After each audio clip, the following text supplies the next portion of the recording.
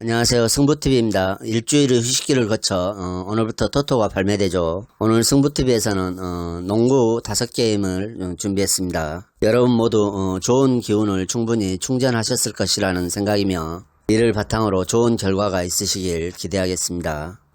원주 동부와 인천 전자랜드 경기입니다. 이번 시즌 3번의 맞대결에서는 모두 전자랜드가 승리를 가져갔습니다.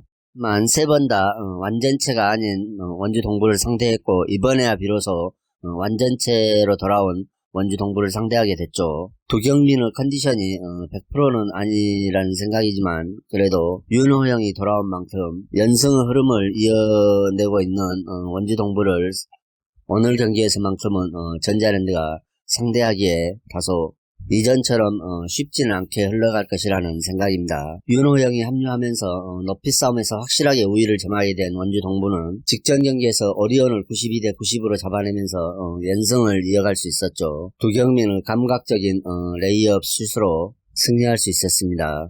그리고 메이튼 또한 직전 경기에서 최다 득점인 26점을 기록하는 등 순조로운 적응력을 보여주고 있어 다시 동부산성이라는 타이틀을 찾아올 만큼 높이에서 강점이 크게 작용할 수 있을 것이라는 생각입니다. 물론 직전 경기에서 토종 자원 중에는 허웅만이 두 자릿수 득점을 기록했지만 김종규와 윤호영 그리고 도경민 등 언제든 득점포를 가동할 수 있는 자원이 충분하기 때문에 동부 기세는 한동안 꺾이지 않을 것이라는 생각입니다. 자, 이에 맞서는 전자랜드는 백투백 일정을 치르죠. 그리고 최근 14경기를 연속 승패를 반복하는 퐁당퐁당 흐름을 이어오고 있습니다. 그러면 오늘은 이겨야 맞는 날이죠. 하지만 그 흐름을 이어갈 수 있을지는 용병에게 물어봐야 할 것 같습니다. 직전 경기에서도 심스와 탐슨이 도합 9득점을 하는데 그쳤죠. 그동안의 경기력으로 봤을 때 심스의 경우는 어느 정도 득점력을 기대할 수 있지만 탐슨은 다소 문제가 되고 있죠. 다만 역시 전자랜드는 정효군과 김낙현 그리고 정영삼 등 국내 백코트 자원들에게 득점력을 기대할 가능성이 높죠. 직전 경기에서도 이 3명은 좋은 활약을 펼쳐줬으나 오늘 동부와 상대에서 도경민과 허웅 그리고 타이치 등을 상대로 직전 경기처럼 좋은 득점력을 선보여 줄 수 있을지 의문이 가는 대목입니다. 하지만 전자랜드가 이전 맞대결과는 다른 동부를 상대함으로써 용병 매치업에서 열세에 빠지며 위기를 초래할 수도 있을 것이라는 생각입니다. 전력면에서는 동부가 좋아 보이나 최근 14경기째 승패를 반복하여 오고 있는 전자랜드 패턴도 무시할 수는 없는 상황이라는 생각입니다. 만일 이 경기가 전자랜드 쪽으로 흘러가게 된다면 160.5점 정도 기준점으로 봤을 때 언더 양상의 플레이가 나오지 않을까 하는 생각이 있습니다. 동부가 높이에서 강점을 가지며 백투백 일정을 소화하는 전자랜드를 상대로 골밑 장악력을 선보이며 승리할 가능성이 높다는 생각이지만 상대 전적과 패턴을 완전히 무시할 수는 없는 바 이 경기는 그냥 패스하시는 게 좋을 듯하다는 생각입니다. 굳이 승부를 본다면은 160.5점 정도 기준점 언더를 생각해 보시는 게 좋은 판단이라는 생각입니다. 전주 KCC와 서울 SK 경기입니다. 이번 시즌 3번의 맞대결에서 전주 KCC가 모두 10점 차 이상으로 승리합니다. 압도적 1위를 달리고 있는 전주 KCC는 최근 외국인 용병들의 활약이 좋습니다. 쿼터를 나누어 두 외국인 용병이 적절히 좋은 활약을 펼쳐주고 있죠. 끝없는 연승을 달리고 있는 KCC를 상대하는 원정팀 SK는 최근 3연패 늪에 빠져 있습니다. 직전 경기에서 원주 동부에게 57대 63으로 패하죠. 다만 이번 경기에 안영준이 복귀합니다. 안영준이 복귀하지만 역시 최준용과 김선영이 이탈한 가운데 최근 용병마저 힘을 못 쓰고 있어 매우 불안한 상태죠. 그리고 많은 기회를 부여받은 오재현이 매경기 다소 많은 턴오버를 기록하므로 경기의 흐름을 끊는 양상을 많이 보여주고 있습니다. 역시 경험 부족에 따른 문제점이 노출되고 있죠. 따라서 이번 경기 역시 매끄럽지 못하고 안정적이지 못한 공격 전개가 지속되면서 KCC에게 많은 공격 기회를 헌납할 것으로 보입니다. 13연승을 기록하고 있는 KCC 그리고 3번의 맞대결에서 모두 10점 차 이상으로 승리하고 있는 KCC 그리고 최근 유현준마저도 물오른 공격력을 과시하고 있고 이정현과 송교창 그리고 두 용병마저도 공격력에 상승세를 타고 있는 KCC가 부산 공백이 많은 SK를 상대로 10점 차 이상 승을 거둘 수 있을 것이라는 생각입니다. 따라서 이번 경기는 9점대 정도 핸디가 주어지면 KCC가 핸디까지도 가져올 수 있을 것이라는 생각입니다. KCC 핸디 승을 추천드립니다. 대한농구 부산 KT와 창원 LG의 경기입니다. 이번 시즌 3번의 맞대결에서 부산 KT가 모두 승리했습니다. 그리고 양팀 모두 백투백 일정이고 이동 거리도 비슷하죠. 하지만 홈 KT는 3연승 중이고 창원 LG는 3연패 중에 있습니다. 전 경기 전자랜드 원정에서 KT는 96대 79로 승리를 거뒀죠. 허은과 양홍석이 39점을 합작하며 수준급의 야투 성공률을 보여줬으며 용병 브랜드 브라운이 최근 체력 안배가 되면서 1대1 플레이를 통해 확실하게 득점을 뽑아내주고 있죠. 알렉산더 역시 제 몫을 어느 정도 해주고 있으며 김형환마저도 다시 살아나는 모습을 보여주었습니다. 특히 브라운은 수비적인 측면에서도 좋은 활약을 펼쳐주고 있죠. 체력 안배를 통해 왕성한 활약을 펼치다 보니 골밑뿐 아니라 외곽에까지 나와 스크린 플레이까지 펼치는 모습을 보여주면서 공수양면에서 좋은 활약을 펼쳐 용병 싸움에서 압도적인 우위를 펼친 게 전자랜드전의 대승의 요인으로 평가받고 있습니다. 따라서 오늘 상대하는 창원 LG도 최근 윌리엄스가 주춤한 편이라 용병 매치업 면에서 KT가 우세를 점할 수도 있을 것이라는 생각입니다. 저는 창원 LG는 3연패 중에 있죠. 이전 울산 모비스와 전주 KCC에게 큰 점수차로 패해 매우 우려가 되는 부분이 있었으나 안양 KGC와는 팽팽한 접전을 유지하며 오히려 전반을 앞선 상태로 끝냈죠. 하지만 여전히 뒷심 부족이 문제가 되고 있습니다. 창원 LG는 뒷심 부족으로 인해 오세근과 양희종이 없는 KGC에게 패하고 말았죠. 화이트가 조금씩 살아나고 있는 점은 고무적이지만 반대로 윌리엄스가 제 몫을 해주지 못하고 있고 경기가 풀리지 않을 때는 여전히 3점 슛을 난사하는 양상을 보여주고 있어 경기 운영 면에서 전반적으로 개선이 되고 있지 않은 상황입니다. 물론 조성민과 정희재가 3점 슛 3개씩을 꽂아 넣으며 분전했지만 여전히 화이트 개인 능력에 의한 점수가 많이 나오고 있기 때문에 유기적인 팀플레이가 잘 이루어지지 않는다는 점도 창원 LG 불안한 모습이죠. 따라서 이번 경기에서도 창원 LG가 열세에 빠질 수 있을 것이라는 생각입니다. 역시 3연승의 KT가 공격과 수비 모든 면에서 압도하는 수준이라 할 수 있겠죠. 용병과 토종 자원들 간의 완벽한 호흡을 선보이고 있어 부산 KT가 부진한 흐름의 창원 LG를 상대로 마이너스 3.5점 핸디캡 정도도 충분히 극복할 수 있을 것이라는 생각이며 직전 경기에서 그래도 창원 LG가 어느 정도 득점력이 살아난 점을 감안했을 때 165점 정도 기준점이 주어지면 오바까지도 가능할 것이라는 생각입니다. 부산 KT 핸승과 오바를 추천드립니다.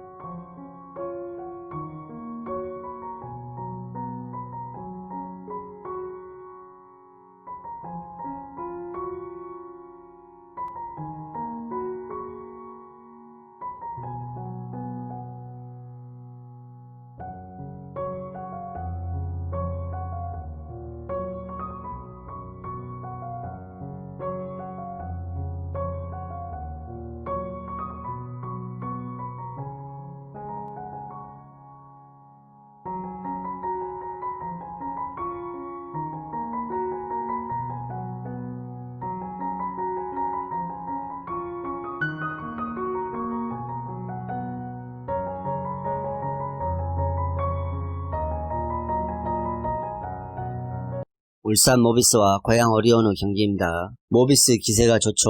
모비스는 최근 5연승을 달리고 있으며 오리온은 동부에게 일격을 당하며 연승이 끊겼습니다. 하지만 오리온 역시 좋은 경기력을 유지하고 있기 때문에 이 경기는 어느 정도 팽팽한 흐름이 유지될 수 있을 것이라는 생각입니다. 모비스는 최근 포지션 밸런스가 뛰어나죠. 직전 삼성과 경기에서도 서명진이 좋은 활약을 펼쳐주고 김민구 역시 폼이 올라오는 등 자원들의 활약 속에 81대 66으로 대승을 거둡니다. 특히 장재석이 빛났죠. 16분여 활약만으로 14득점과 4개의 리바운드를 걷어냈습니다. 주춤한 기승호를 대신해 장재석이 확실히 두드러지고 있는 점 또한 모비스 강점으로 평가되고 있습니다. 또 용병과는 로테이션 부분에 있어서도 션농이 주춤할 때 맥클린이 수비와 리바운드에서 좋은 능력을 보여주며 활력이 되어주고 있고 대체 자원들의 활약과 주전 선수들의 안정적인 공수 밸런스가 유지되고 있기 때문에 5연승 흐름을 이어오고 있죠. 자, 이에 맞서는 오리온스는 직전 동부에게 90대 92로 패하면서 3연승을 마감했습니다. 역시 오리온의 키플레이어는 제 개인적인 생각으로는 허일영이 아닐까 하는 생각이 있습니다. 허일영이 잘 되는 날은 여지없이 오리온이 승리를 가져가고 허일영이 잘 풀리지 않는 날은 패배를 하는 모습을 많이 보여주고 있죠. 이대성과 이승현, 한호빈의 활약은 기대를 저버리지는 않고 있으나 다소 기복 있는 용병들의 플레이와 이 때문에 발생하는 이승현과 허일영 등 국내 포드라인의 부담이 가중되고 있어 이 점이 문제점으로 대두되고 있죠. 특히 체력적인 면에서 더욱더 문제점으로 발생하고 있는 상황입니다. 최근 위디와 이종현의 존재감이 떨어짐으로써 높이에서도 강점을 드러낼 수 없고 국내 자원들은 체력 소모가 가중되는 양상이라 각 포지션별로 일제히 좋은 폼을 보이고 있는 모비스를 상대로 부진의 늪에 빠질 수도 있을 것이라는 생각입니다. 모비스가 비록 백투백 일정을 소화하지만 안정적인 공수 밸런스를 통해 승리를 가져올 수 있을 것이라는 생각이며 155.5점 정도 기준점이 잡힌다면 오바까지도 충분히 가능할 것이라는 생각입니다. 여자농구 신한은행과 우리은행의 경기입니다. 올스타 휴식기 이후 치러진 첫 맞대결에서 우리은행이 전반에 뒤진 것을 후반에 역전하며 승리를 가져왔습니다. 당시 최은실이 22점을 넣으며 좋은 활약을 펼쳐준 끝에 김정은이 없는 공백을 메꿔주며 우리은행이 신승을 거두었죠. 하지만 오늘은 김정은과 최은실이 결정할 것으로 예상됩니다. 따라서 신한은행이 우리은행을 잡을 수 있는 매우 좋은 기회라는 생각이죠. 비록 우리은행이 직전 KB스타와 경기에서도 최은실이 출전하지 않아 오늘 할 것이라는 예상을 뒤엎고 박혜진이 활약해주며 역시 열세였던 경기를 4쿼터 후반에 뒤집으며 승리했죠. 따라서 우리은행의 저력도 만만치 않습니다. 하지만 신한은행과 일전에서는 최은실의 공백이 어느 정도 드러날 수 있을 시기라는 생각입니다. 그리고 김소냐 역시 최근 파울 트러블로 인해 시즌 초반처럼 조기 퇴장 문제를 지속적으로 보여주고 있어 불안한 상태죠. 반면에 홈팀 신한은행은 직전 하나원큐 상대로 김단비가 시즌 하이인 28득점 12리바운드 3어시스트를 기록하며 공수에서 매우 우수한 활약을 펼쳐줬고 한음지 역시 15득점으로 좋은 활약을 펼치며 하나원큐에게 승리할 수 있었죠. 그리고 최근 흐름 또한 하위권 팀은 확실히 잡아내고 상위권 팀들과도 팽팽한 접전을 치러내는 등 좋은 흐름을 지속적으로 유지하고 있습니다.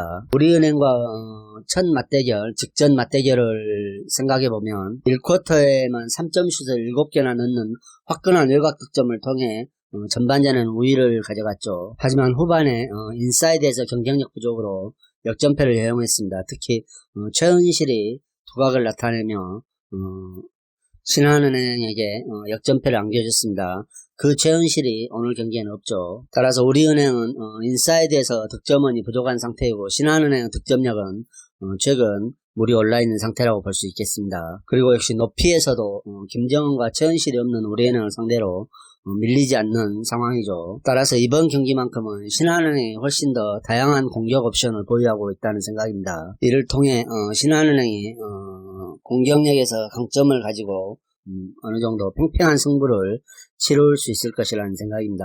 따라서 신한은행이 한 5점 정도 프렌을 받으면 프렌은 신한은행이 가져올 수 있을 것이라는 생각이며 일반성마저도 신한은행이 좋아 보인다는 생각입니다. 하지만 우리은행이 저력이 있는 팀이기 때문에 hen승만을 불엔이죠. 불엔승을 신한은행 불엔승을 추천드립니다. 이상으로 경기 분석을 마치겠으며 여러분들의 좋은 결과가 있기를 기원하겠습니다. 그리고 오늘의 분석이 여러분들에게 조금이나마 도움이 되셨다고 생각하면 구독과 좋아요도 꼭 부탁드립니다.